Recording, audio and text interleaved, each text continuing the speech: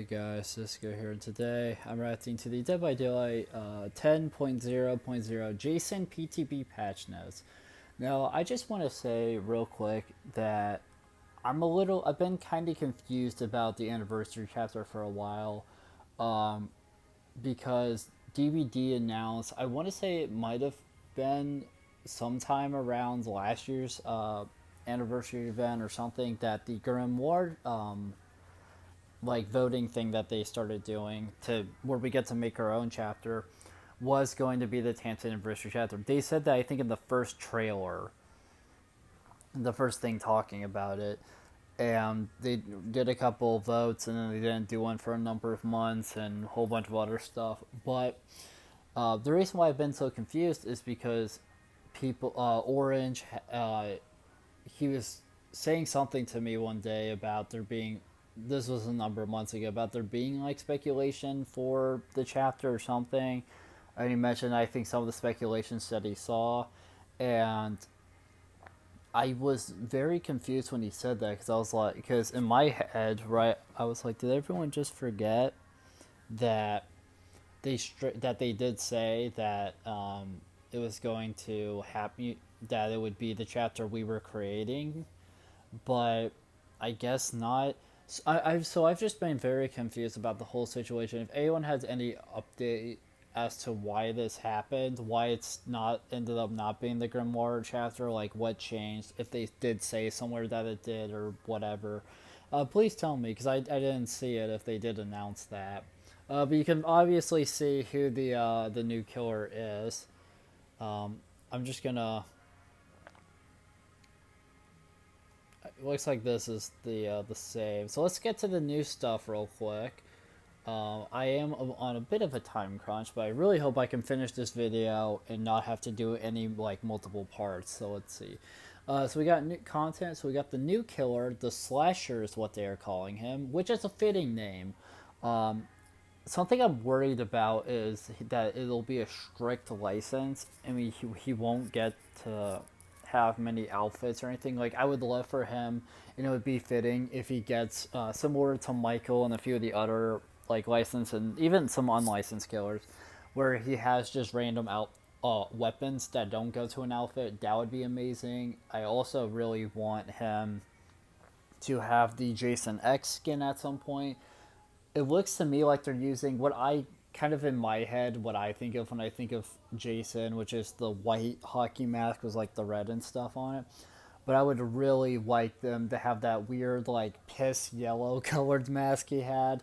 One thought that I had was maybe they could give him his mom, because I believe that was the villain of like the first Friday the 13th movie or something like that. Another thought I had, I forget the game, but one of the Friday the 13th games, like original, like Atari NES era, maybe SNES, somewhere in there. Uh, One of those games had a game during that era, at least was gaming, had Jason wearing like like a purple. I forget if it was a shirt or a hoodie, but that ended up a number like decades later getting an action figure made of it, of him wearing the purple, and it's supposed to be based on that game. So I think that would be a really fun outfit for him to have as well.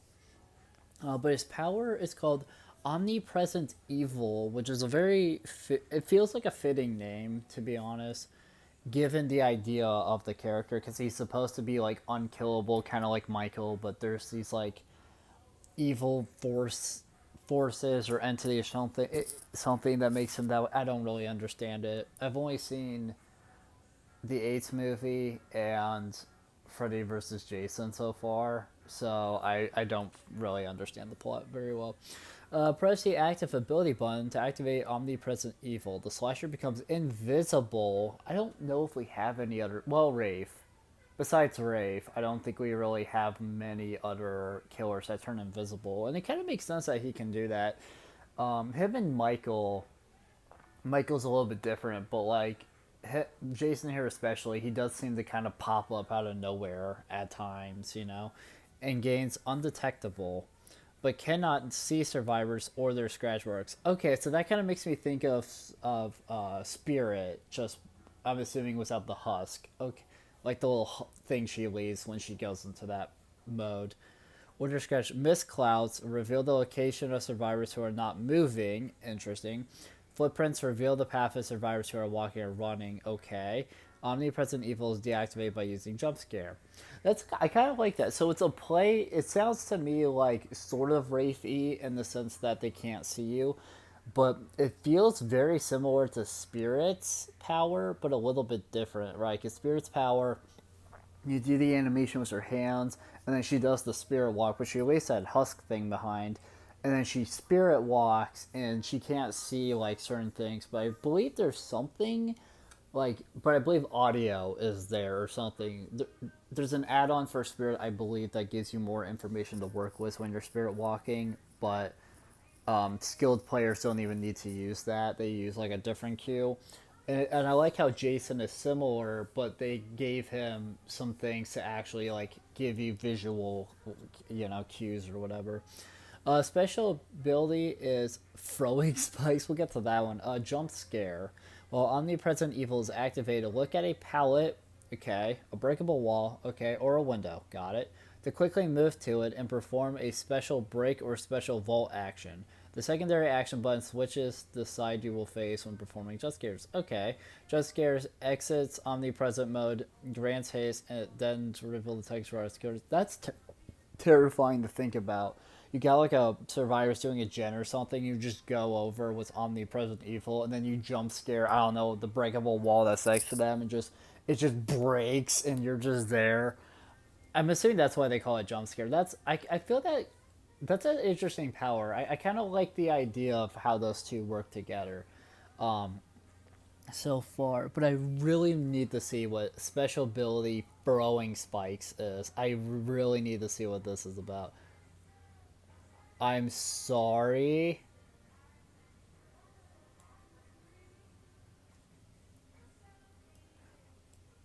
We'll get there because now I'm intrigued. They made it seem like it would just be our boy here, but he won't be. I don't.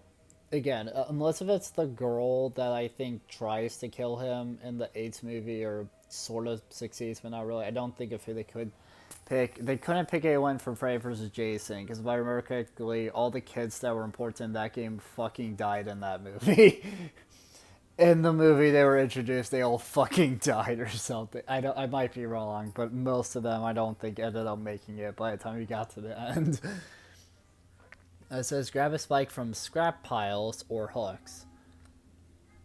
There's what well, I don't know what a scrap pile is, but maybe that's a thing that'll be added with him. I'm assuming.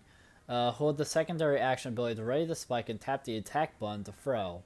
Spikes are replenished throughout the map when omnipresent evil is activated. Okay, interesting, got it.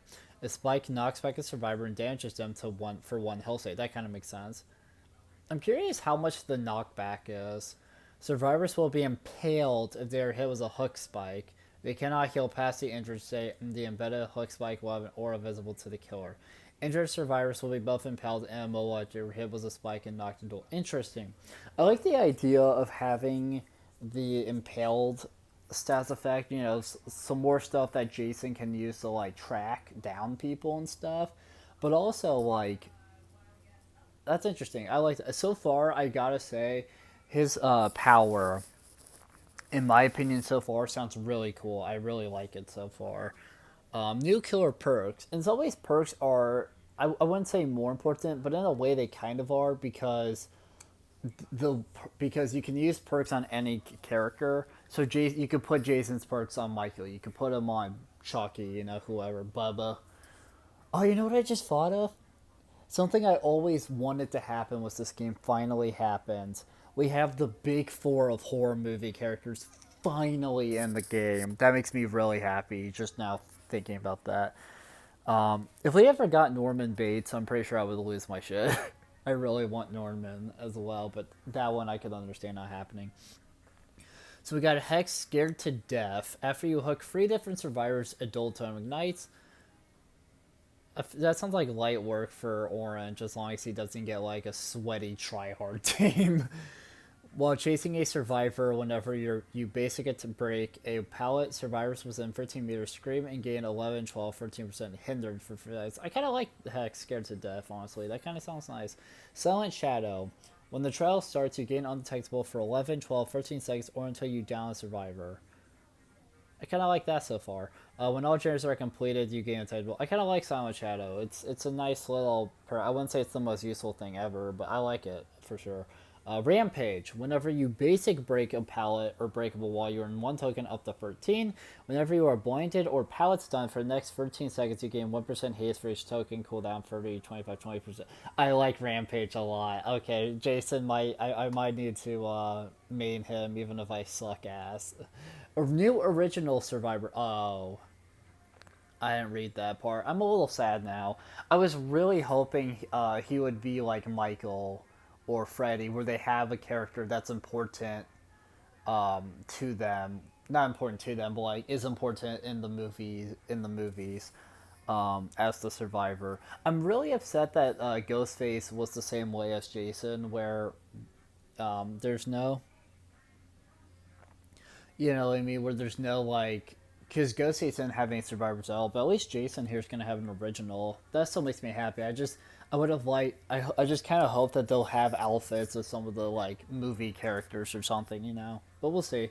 Perks will be generic as this survivor is not available on PTB. I wonder why.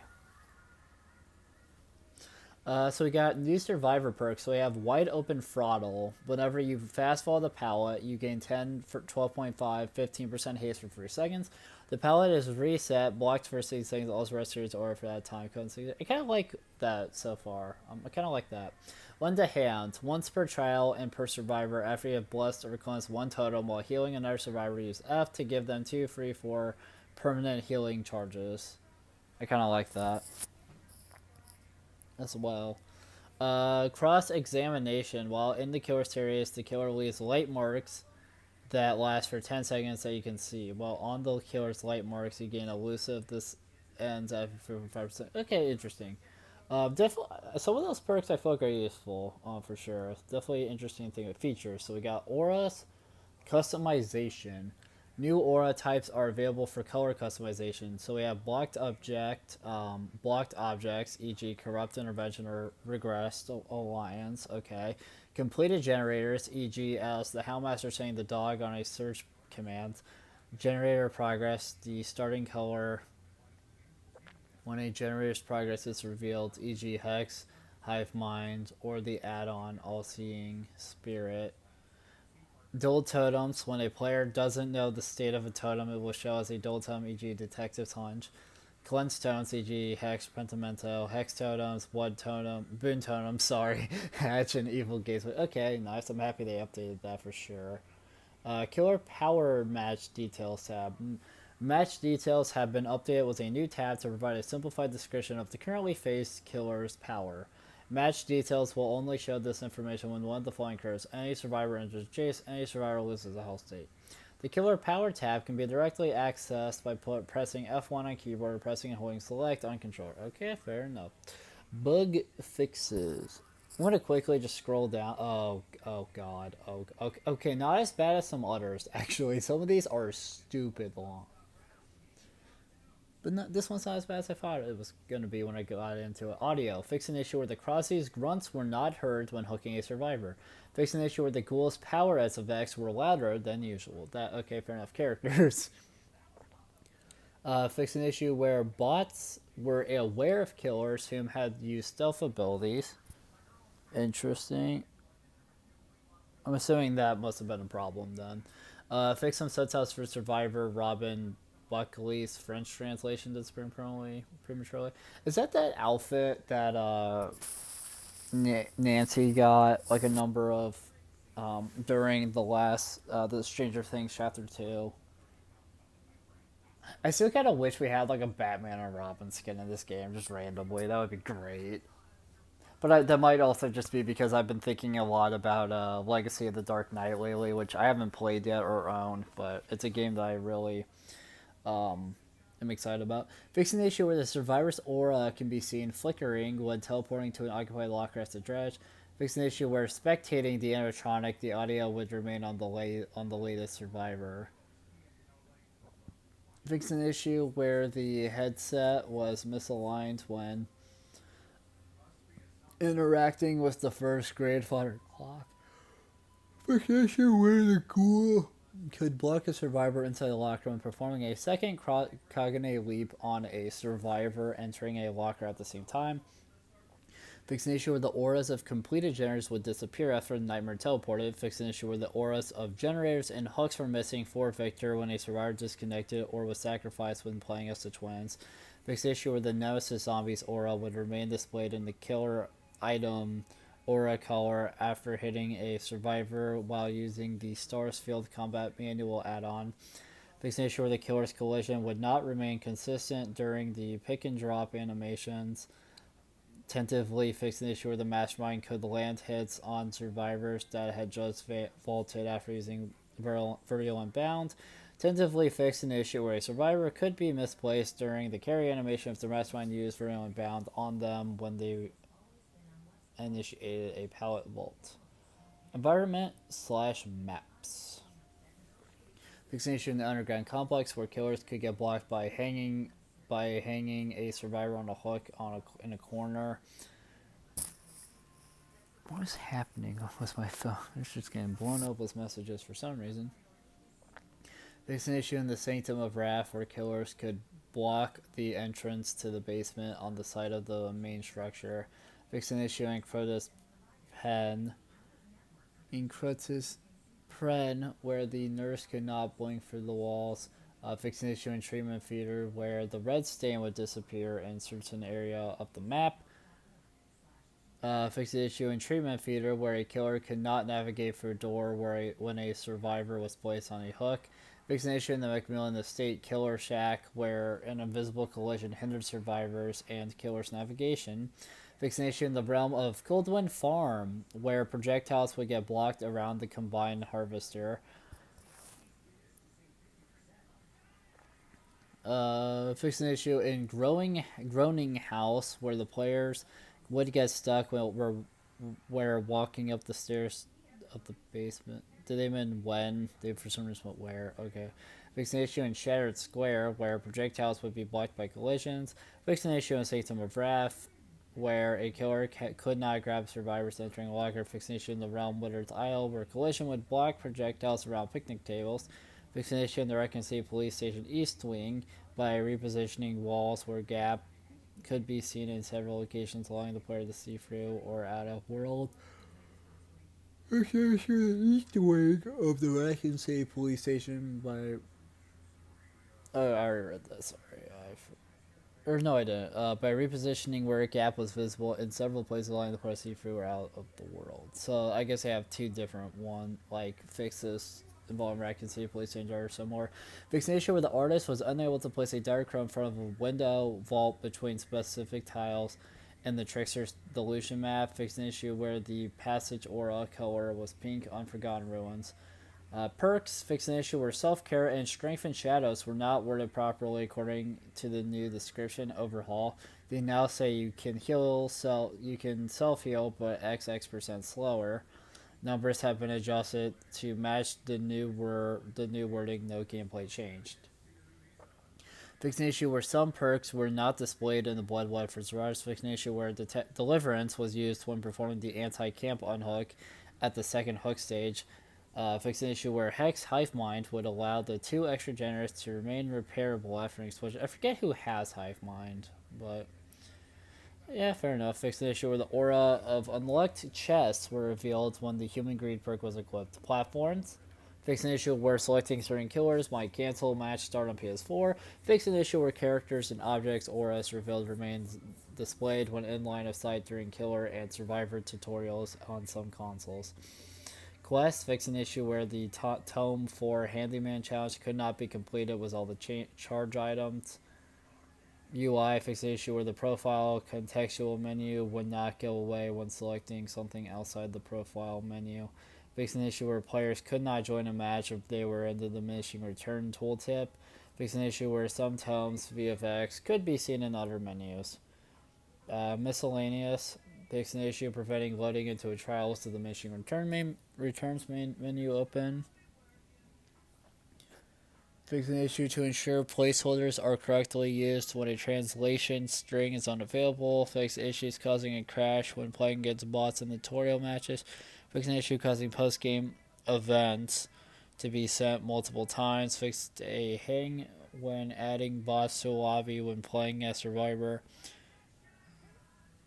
fixed multiple issues leading to cloud login problems, added that users refresh the screen to trigger OXL pack expiration pop-up message for account based in Japan, fixed an internal issue when checking for past existing data, fixed the issue where the application would rarely become unresponsive while a user was experiencing high latency, fixed an issue where survivors would remain in the trial with the tally screen overlay when the killer disconnected during the camera pan. And finally, known issues. The PTB text overlay displays twice in lobbies, and the Mother's Dwelling and Temple of Purgation will be unavailable during PTB for some reason. So now that I've read everything, final thoughts here. We'll just skip all the boring stuff. So, in my opinion, the only interesting things in this patch note was the killer himself and the new original survivor perks. They didn't tell us who the new original survivor was.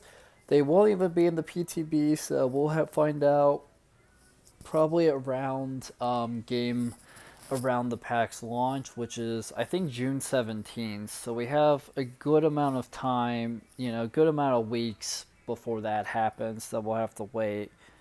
So that tells me that, we'll probably get him revealed at some point, like around, maybe a little bit before that, or at least around that time most likely. But that's just, my speculation. But yeah, so I'm very excited to see what the new Survivor will be like, considering they're an original Survivor. But I mean, come on, the killer is Jason Voorhees. Like, he's clearly the star of the show, and I can understand people being more excited about him than the Survivor. I really hope he'll be fun. I don't necessarily want him to be like absolutely busted. I would like for him to be well balanced, at least at launch, just because I think that would make everything like a little bit more fun. But that's just me. Again, I really hope he gets a number of outfits, right? Like the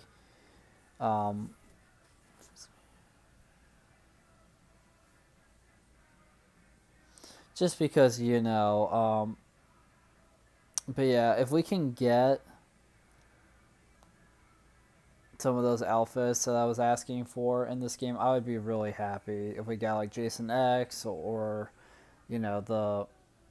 I want to say it's like, I want to say the Jason Free outfit is in, might have been in the Friday the 13th game. That would be cool to have, stuff like that. But we'll find out, I suppose. But yeah, so thank you guys so much for watching this video. If you liked it, make sure to like, comment, subscribe, share the video, ring the bell, do all the aggro garbage that helps us out a lot. It means a lot to us. And I'll see you guys in the next video. Bye. Oh.